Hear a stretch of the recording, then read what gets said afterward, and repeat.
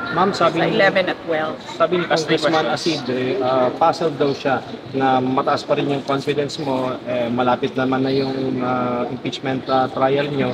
Tapos sinasabi niya, hindi mo naman daw mapaliwanag yung paggamit ng funds. Ano po ang reaksyon niyo sa kanila?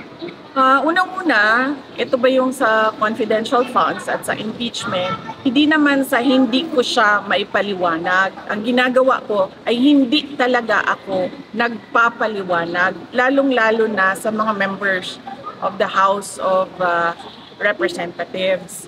Dahil, bigyan ko kayo ng example, no?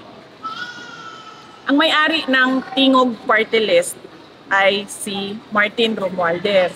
Sinabi niya yan sa akin noon na siya ang may-ari ng Tingog Party List. At ano ang pwede nating sabihin na mag-substantiate, no, na totoo siya ang may-ari ng Tingog Party List ay yung first nominee nila ay asawa niya. So ibig sabihin yung second nominee nila na si Jude Asidre na gusto niyang sumagot ako sa kanya patungkol sa confidential funds ay pagmamay-ari ni Martin Romualdez. Kasi second seat siya ng Tingog Party List. So ibig sabihin, pinapasagot nila ako kanino kay Martin Romualdez. So bakit naman ako sasagot sa Tingog Party List? Madami nagtatanong sa akin ngayon, ano bang magagawa namin? Ano bang matulong namin sa eleksyon? Unang-una, pwede nyo siguro matulong talaga, huwag nyo iboto yung Tingog Party List. Kasi ang boto para sa Tingog Party List ay boto para kay Martin Romualdez. Isipin nyo, 3 na yung seats niya sa House of Representatives. Yung distrito niya sa Tacloban, yung 2 upuan niya sa Tingog Party List. Yung upuan ng asawa niya, yung seat ng asawa niya, yung seat ni Asidre. So, hindi dahil hindi ko masagot yung mga tanong nila sa confidential funds. Ayaw kong sumagot sa mga pagmamay-ari ni Martin Romualdez.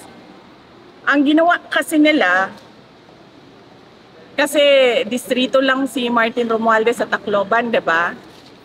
So, wala siyang personality na kumuha ng budget para sa buong bansa. Kasi distrito lang yung sa kanya eh. So ang ginawa niya gumawa siya ng party list. Ang party list, pwede yan sa buong bansa. Kahit saan. Doon pumapasok yung pondo, yung pera sa party list niya. Ano ang pwede natin sabihin na mag-substantiate niyan? Tingnan natin yung natanggap na pera sa mga galing sa mga regional offices papunta doon sa Tingog Party List at magkano yun. So bakit ako sasagot sa tao na unang-una todo ang paninira niya sa akin, todo ang gastos niya sa paninira sa akin. Pangalawa, ganyan siya kasakim sa pera at sa power. 3 yung upuan niya. 3 yung seats niya sa House of Representatives.